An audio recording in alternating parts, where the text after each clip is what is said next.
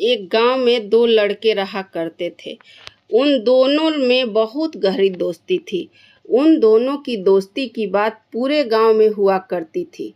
एक लड़के का नाम सूरज था तो दूसरे का नाम दीपक था। सूरज पढ़ने में दीपक से तेज था। उसकी स्कूल में बहुत ज़्यादा इज्जत थी। वहीं दीपक को स्कूल में कोई भी पसंद नहीं करता था।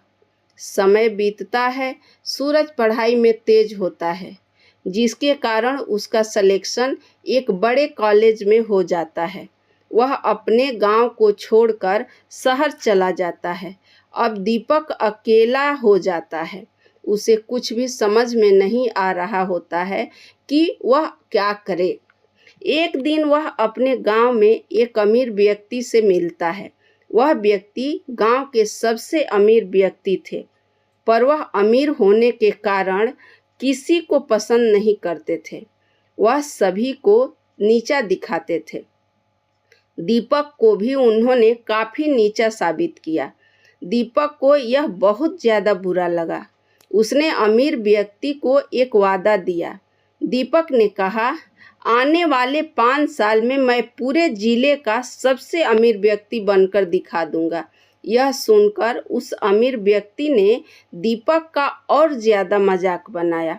वह अपने घर पर जाता है और इसके बारे में सोचने लगता है कि वह अमीर कैसे बन सकता है। कुछ समय के बाद उसे पता चलता है कि बिजनेस करके अमीर बना जा सकता है। वह एक बिजनेस को शुरू करता है, लेकिन उस बिजनेस में वह सफल नहीं हो पाता है। उसके लगाए सारे पैसे डूब जाते हैं। इसको देखकर गांव के लोग कहते हैं कि तुम कुछ भी नहीं कर सकते हो। तुमने आज अगर अच्छे से पढ़ाई किया होता तो आज तुम्हारे पास एक अच्छी नौकरी होती। दीपक किसी दूसरे की कोई बात नहीं सुनता है, बस वह अपने काम को करता रहता है।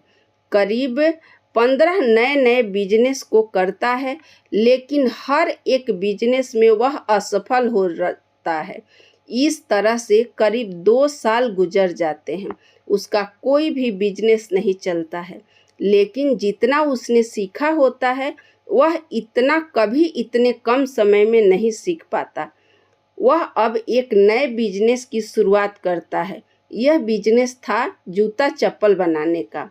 जब दीपक के गांव वालों को इस बिजनेस के बारे में पता चला तो उन्होंने दीपक का बहुत ज़्यादा मजाक बनाया, पर दीपक ने किसी की एक न सुनी।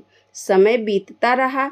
दीपक ने जो कुछ भी अपने पुराने बिजनेस से सीखा था उसको इसमें इस्तेमाल किया, साथ ही नई जानकारी को भी शामिल किया। अब 5 साल पूरे हो चुके थे। उस घमंडी अमीर व्यक्ति को एक दूसरे व्यक्ति से किसी बिजनेस के सिलसिले में मिलना था।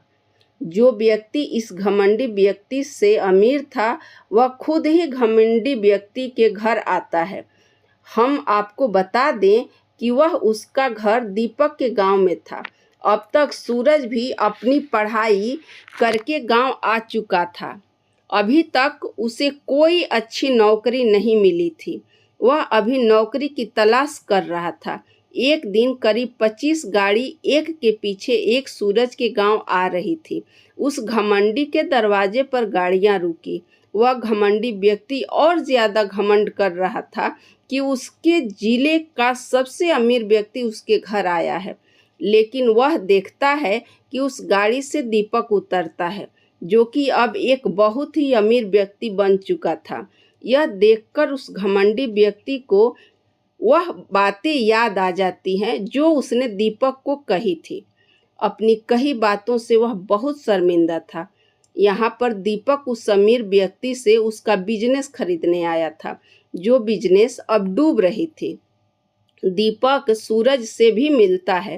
दीपक सूरज को अपने साथ काम करने को कहता है, जिस पर सूरज तैयार हो जाता है। दीपक सूरज को उस अमीर व्यक्ति का बिजनेस दे देता है। इसके बाद दीपक कभी पीछे मुड़कर नहीं देखता है। वह बस सफलता की सीढ़ी चढ़ता जाता है। यह कहानी यहीं खत्म होती है और इस कहानी से हमें ये मोटिवेशन मिलता है कि हम चाहे जितनी बार असफल हों, पर हमें कभी हार नहीं माननी चाहिए।